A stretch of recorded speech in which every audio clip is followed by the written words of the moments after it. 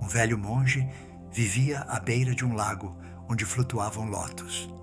Um jovem veio procurá-lo, atormentado pela espera. Esperava uma resposta que não chegava, uma mudança que tardava, uma vida que parecia recusar-se a começar de verdade. O monge ouviu-o em silêncio. Depois convidou-o a sentar-se junto à água. Apontou para um botão de lótus, fechado, apertado sobre si mesmo. O jovem perguntou quando se abriria. O monge respondeu que não sabia. Talvez amanhã, talvez daqui a 3 dias, talvez nunca, se algo nele não estivesse pronto. O jovem, impaciente, perguntou se não poderia ajudá-lo a abrir-se, afastando delicadamente as pétalas.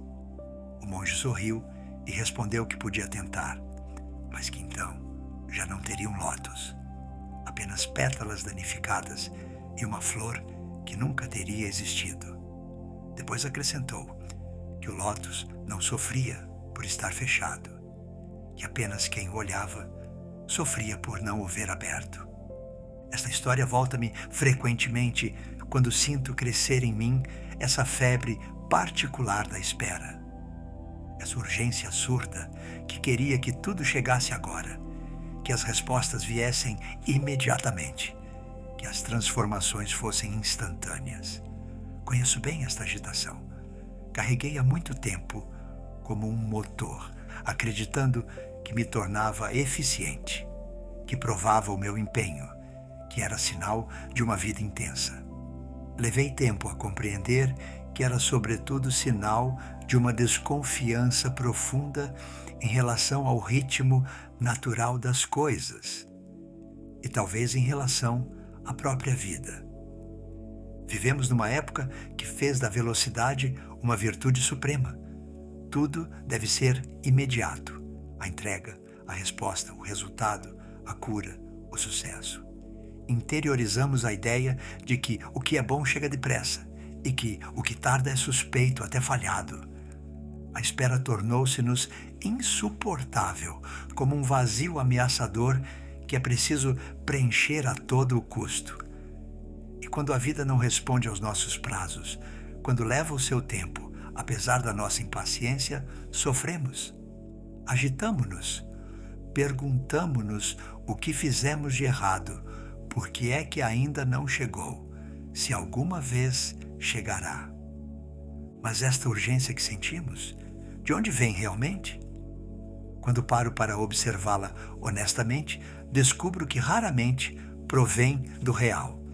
Nasce da minha mente, das minhas projeções, das minhas comparações com o que outros parecem ter alcançado, do meu medo de perder algo que não voltará. A urgência é uma construção mental muito mais do que uma necessidade objetiva. É o ruído da minha impaciência, não a voz da vida, porque a vida, ela, não se apressa. A primavera não chega mais depressa porque a desejamos ardentemente em pleno fevereiro. A criança não cresce mais depressa porque gostaríamos de a ver já adulta. A ferida não sara mais depressa porque estamos fartos de sofrer. Há no real um ritmo que não depende da nossa vontade, uma temporalidade própria das coisas que ignora soberbamente a nossa impaciência. E talvez a primeira sabedoria seja simplesmente reconhecê-lo não como uma derrota, mas como uma libertação. Os sábios taoístas tinham uma palavra para designar esta maneira de estar em harmonia com o fluxo natural das coisas. Chamavam-lhe Wu Wei, que muitas vezes se traduz por não ação, mas que significa algo mais subtil. Não forçar, não ir contra a corrente, não puxar os rebentos para os fazer crescer mais depressa. Observavam a água, que nunca luta e, no entanto, esculpe as montanhas. Contemplavam as estações, que se sucedem sem pressa e, no entanto, cumprem tudo o que deve ser cumprido. Viam na natureza um ensinamento permanente sobre a arte de deixar as coisas acontecer no seu tempo. Um rio flui para o mar. Não se apressa. Não se preocupa em chegar atrasado. Não compara a sua velocidade com com a de outros rios, segue simplesmente a sua inclinação, contorna os obstáculos, alarga-se quando o terreno o permite, estreita-se quando as margens se aproximam. E, no entanto, inevitavelmente alcança o mar, não apesar da sua lentidão, mas graças a ela. Porque é essa lentidão que lhe permite encontrar o seu caminho, erodir o que deve ser erodido, nutrir o que margeia as suas margens, tornar-se plenamente ele próprio, antes de se dissolver na imensidão. Há tantas coisas nas nossas vidas que escapam à nossa vontade, tantas coisas que não podemos acelerar, façamos o que fizermos. Os encontros verdadeiros não se encomendam. A cura de uma ferida profunda segue o seu próprio calendário. A compreensão que transforma chega quando chega, muitas vezes após anos de maturação subterrânea. O amor não pode ser forçado, a criatividade não pode ser apressada, a sabedoria não pode ser adquirida pela simples vontade. Todas estas coisas essenciais têm em comum possuir o seu próprio tempo, um tempo que não é o nosso. E talvez seja aí que reside o nosso sofrimento mais íntimo, nessa distância entre o nosso desejo e o real, entre o nosso calendário mental e o calendário misterioso do que deve acontecer. Queremos que as coisas cheguem agora, e elas chegam quando estão prontas. Queremos controlar o timing, e o timing escapa-nos. Puxamos a corda, e a corda não cede. Esta resistência do real aos nossos desejos é fonte de uma frustração profunda, por vezes de um desespero. Esgotamo-nos a forçar portas que ainda não estão prontas para se abrir. Mas querer acelerar o que deve amadurecer lentamente é talvez uma forma de desconfiança em relação à vida.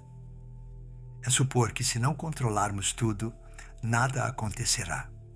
É acreditar que devemos fazer com que tudo aconteça pela nossa simples vontade, que nada nos será dado se não o arrancarmos.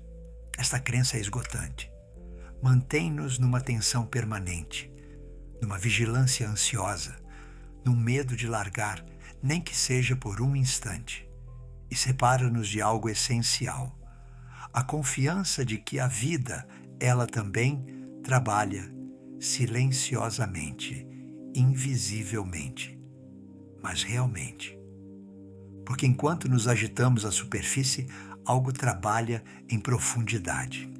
A semente que plantamos desenvolve as suas raízes na escuridão da terra, muito antes de um rebento ser visível. A compreensão que procuramos amadurece no nosso inconsciente, muito antes de surgir uma manhã como uma evidência. A relação que nos está destinada prepara-se através de caminhos que não vemos. O que parece espera estéril é frequentemente uma preparação invisível, um trabalho subterrâneo cuja amplitude não percebemos. Esta ideia é difícil de aceitar para uma nossa mente moderna habituada a ver resultados imediatos, a medir progressos tangíveis, a assinalar caixas em listas. Queremos provas de que algo avança. E quando nada parece mexer-se, concluímos que nada acontece. Mas a ausência de movimento visível não é a ausência de movimento. O inverno parece morto. E, no entanto, sob a neve, a terra descansa e regenera-se. A crisálida parece inerte e, no entanto, no seu interior, uma transformação radical está em curso. As aparências de estagnação escondem frequentemente os processos mais profundos. Aprendi isto à minha custa, através de períodos da minha vida onde nada parecia avançar, onde me sentia bloqueado, atrasado, deixado para trás. Via outros progredir enquanto eu marcava passo. Comparava-me sem cessar, e cada comparação era uma ferida. Não compreendia por que é que o que parecia fácil para outros me era tão difícil, Por que é que o que chegava depressa aos outros levava tanto tempo para mim? Só mais tarde, por vezes anos mais tarde, pude ver o que se preparava nesses períodos aparentemente estéreis. Raízes estendiam-se, compreensões amadureciam, forças reuniam-se. O que eu tomava por atraso era, na realidade, preparação. Mas atenção, reconhecer o momento certo não é um convite à passividade. Seria um mal-entendido profundo da sabedoria taoísta acreditar que ela propõe a inação pura, a espera de braços cruzados até que o destino queira cumprir-se. O não agir não é não fazer nada, é não forçar, é agir em acordo com o movimento natural das coisas em vez de contra ele. É fazer a nossa parte, plenamente, sinceramente, e depois largar a obsessão pelo resultado. Há um trabalho que nos cabe, e esse trabalho não pode ser evitado. A semente não germinará se não a tivermos plantado. A oportunidade não será aproveitada se não nos tivermos preparado para a reconhecer. A porta que se abre não servirá de nada se não tivermos a força para cá atravessar. O momento certo não é um presente passivo que a vida nos faz independentemente dos nossos esforços. É o encontro entre a nossa preparação e a oportunidade que se apresenta. Como dizia Sêneca, a sorte é o que acontece quando a preparação encontra a ocasião. A nossa tarefa é prepararmos-nos. O timing esse não nos pertence. Esta preparação é frequentemente silenciosa, invisível, ingrata. Consiste em fazer o que deve ser feito sem garantia de resultado, em cultivar as nossas capacidades sem saber quando serão solicitadas, em permanecer abertos e disponíveis sem saber o que virá. É um ato de fé, no sentido mais profundo do termo. Fazemos a nossa parte, confiando que a vida fará a sua. Semeamos sem ver a colheita. Caminhamos sem ver o destino. Esperamos sem saber o que esperamos, e é aqui que o silêncio interior se torna precioso. Porque o momento certo não se anuncia com grande ruído, não se calcula, não pode ser deduzido logicamente da análise de dados. Sente-se, percebe-se numa intuição sutil, uma espécie de sim interior que não precisa de justificação. Os mestres Zen falavam dessa qualidade de atenção silenciosa que permite perceber o que a mente agitada não consegue ver. Quando a mente se cala, algo mais pode falar. Quando deixamos de calcular, começamos a sentir. Quando largamos os nossos planos, podemos perceber o plano mais vasto que se desenha. Penso nesses momentos da minha vida onde soube, sem saber por que sabia. Esses momentos onde uma decisão se impôs com uma clareza tranquila, sem a agitação habitual do a favor e contra.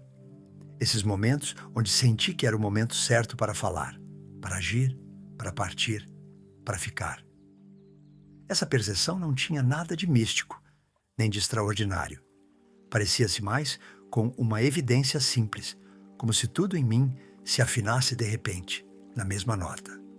O corpo estava relaxado, o coração estava em paz, a mente estava clara, e a ação justa nasceu dessa harmonia, sem esforço, sem dúvida, sem luta. Ao contrário, lembro-me dos momentos onde forcei, onde agi apesar de um mal-estar interior, onde fiz calar essa voz que dizia ainda não, ou não assim. Lembro-me da tensão no meu corpo, da agitação nos meus pensamentos, dessa sensação difusa de que algo não estava bem. E quase invariavelmente, esses momentos forçados produziram resultados forçados, relações que não duraram, projetos que falharam, palavras de que me arrependi. O mau timing deixa marcas. O que chega cedo demais cansa. O que chega tarde demais faz sofrer. Só o que chega no momento certo se inscreve na duração. Este mau timing, todos o conhecemos intimamente. Todos dissemos palavras antes de estarem prontas para ser ouvidas. Fizemos propostas antes de o outro estar pronto para as receber. Tomamos decisões antes de ter toda a informação necessária. Todos vivemos a amargura dos frutos colhidos cedo demais e a tristeza das ocasiões perdidas porque tardamos demais. Esta dança subtil entre o impulso e a paciência, entre a ação e a espera, entre o sim e o ainda não, é talvez a aprendizagem de toda uma vida. E esta aprendizagem passa necessariamente pelo erro. Não há receita para encontrar o momento certo. Não há técnica infalível. Há apenas a experiência acumulada, as tentativas e erros, os fracassos que nos ensinam e os sucessos que nos encorajam. Cada vez que forçamos e não funciona, aprendemos algo sobre a nossa impaciência. Cada vez que esperamos demais e a ocasião nos escapa, aprendemos algo sobre o nosso medo de agir. Estas lições são preciosas, mesmo sendo dolorosas. Afinam progressivamente o nosso discernimento, a nossa capacidade de sentir o momento que convém. Mas como distinguir a espera sábia da procrastinação? Como saber se respeitamos o tempo certo ou se fugimos por medo? É uma pergunta que me faço frequentemente, porque a fronteira é por vezes difusa. Creio que a diferença se encontra na qualidade interior da espera. A espera sábia é apaziguada, confiante, aberta. Não é agradável necessariamente. A espera raramente é agradável, mas é habitada por uma forma de serenidade fundamental. A procrastinação, ela, é agitada, ansiosa, fugitiva. Vem acompanhada de vergonha, de justificações, de desviar o olhar. Uma é um ato de confiança, a outra, um ato de medo. O corpo sabe frequentemente antes da mente. Quando adio algo por medo, o meu corpo contrai-se. Há uma tensão no peito, um desconforto difuso, uma vontade de pensar noutra coisa.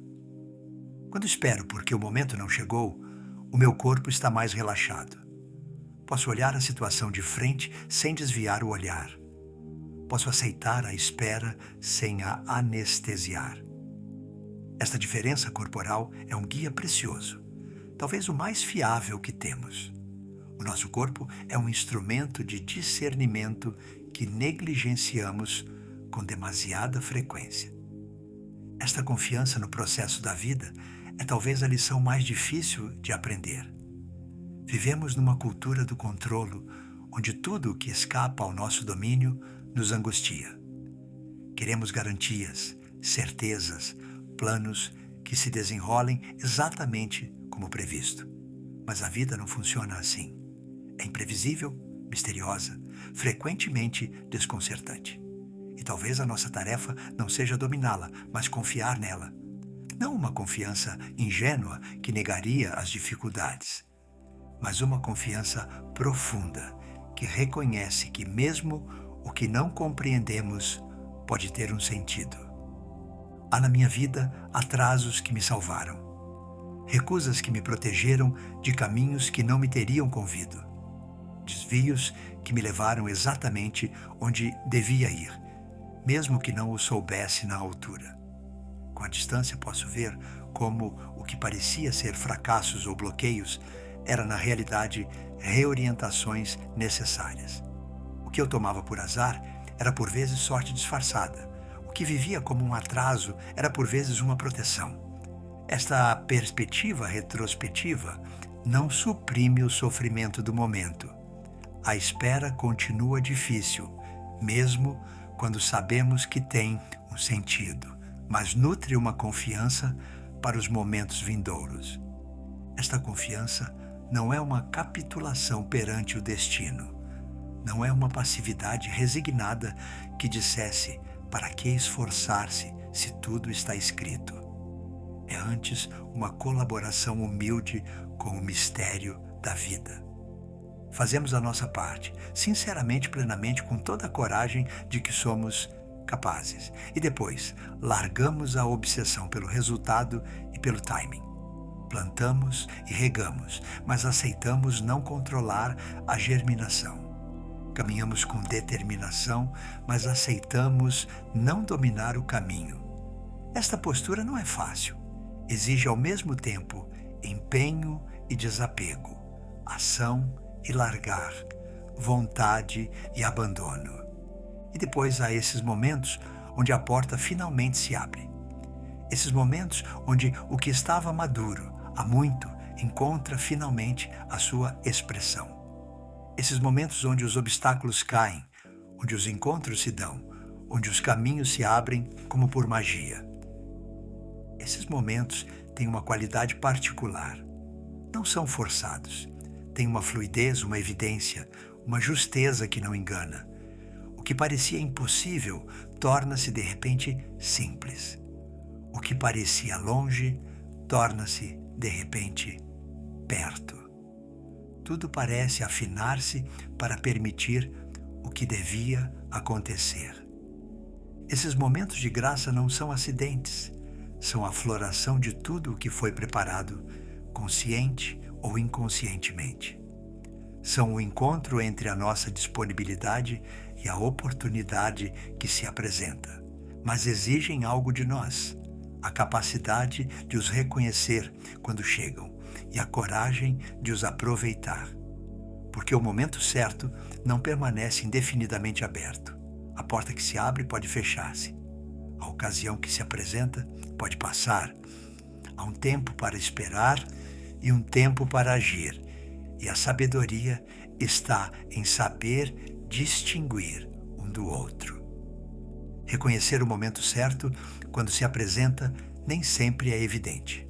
Chega frequentemente de maneira discreta, sem fanfarra, sem sinais espetaculares. Parece-se, por vezes, com uma intuição ligeira, facilmente ignorada se não estivermos atentos. Manifesta-se por uma clareza tranquila, uma ausência de luta interior, uma coerência entre o que pensamos, o que sentimos e o que percebemos da situação. O corpo relaxa, o coração abre-se, a mente apazigua-se. Estes sinais súbitos são a nossa bússola, mas é preciso ter cultivado o silêncio interior para os perceber. E é aqui que talvez se resolva um paradoxo aparente. Se o que deve acontecer chegará no momento certo, por que não simplesmente esperar passivamente? Se o timing não nos pertence, para que esforçar-se? A resposta é que a própria espera pode ser vivida de diferentes maneiras. Pode-se esperar na ansiedade ou na confiança. Pode-se esperar roendo-se ou preparando-se. Pode-se esperar resistindo ao presente ou habitando-o plenamente. A qualidade da nossa espera muda tudo, mesmo que não mude o momento em que as coisas chegam. Confiar no momento certo não nos dispensa de viver plenamente o momento presente.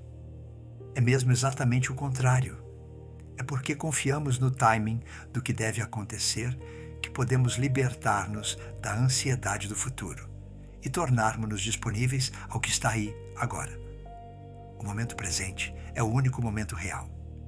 É o único lugar onde podemos agir, sentir, amar, criar. Esperar o momento certo não significa viver na espera. Significa viver plenamente aqui e agora, enquanto confiamos no que virá no seu tempo. Esta plena presença ao presente é talvez a forma mais alta de confiança no momento certo. Diz, faço o que deve ser feito agora e deixo o amanhã cuidar de si próprio. Diz, não sei quando as coisas chegarão, mas sei que este momento, o que vivo agora, merece toda a minha atenção. Reconcilia a espera paciente e a presença empenhada, o largar sobre o futuro e a implicação no presente. É uma maneira de estar em paz com o tempo em vez de lutar contra ele. E talvez seja este o convite final desta reflexão. Não dominar o tempo, mas afinar-se com ele. Como um músico se afina com a sua orquestra, como um bailarino se afina com a música, como um navegador se afina com o vento e as correntes. Há na vida um ritmo mais vasto do que o nosso. Uma música que não compusemos, mas com a qual podemos aprender a dançar. Este ritmo nem sempre é o que teríamos escolhido. É por vezes mais lento do que a nossa impaciência, por vezes mais rápido do que a nossa preparação, mas é o único ritmo real e é com ele que devemos aprender a viver. O lótus do velho monge acabará por abrir-se, talvez amanhã, talvez daqui a uma semana, talvez no momento exato em que o jovem tiver deixado de o esperar e tiver ido passear noutro lugar. E quando se abrir, será perfeito. Não porque seja o momento que alguém tenha escolhido, mas porque será o momento em que todas as condições estarão reunidas para essa floração. O sol terá a inclinação certa, a água terá a temperatura certa, a flor terá a maturidade certa. E nada de tudo isto terá dependido da impaciência ou da paciência de quem quer que seja. O que deve acontecer, acontecerá no momento certo. A nossa tarefa não é forçar esse momento, mas prepararmos-nos para ele. A nossa tarefa não é controlar o timing, mas permanecermos atentos quando ele se apresentar. A nossa tarefa não é compreender por que agora ou por que ainda não, mas confiar no mistério que governa estas coisas. E nessa confiança, algo se relaxa. A pressão afrouxa, a urgência dissipa-se. E descobrimos que a própria espera pode tornar-se um lugar habitável, um espaço de preparação e de maturação, um tempo cheio em vez de um tempo vazio. Então talvez pudesse, neste instante, afrouxar um pouco essa tensão particular que acompanha as suas esperas. Não renunciar ao que espera, mas deixar de o apertar tão forte. Não abandonar os seus projetos, mas confiar neles o suficiente para os deixar amadurecer. Não deixar de caminhar em direção ao que o chama, mas aceitar que o caminho tenha os seus próprios desvios e o seu próprio timing. A paz nasce quando se deixa de antecipar a vida. A confiança nasce quando se aceita não compreender tudo. E a alegria nasce quando se descobre que este momento, exatamente tal como é talvez já o momento certo. Aquele onde lê estas palavras, aquele onde algo em si se apazigua, aquele onde começa a confiar no tempo.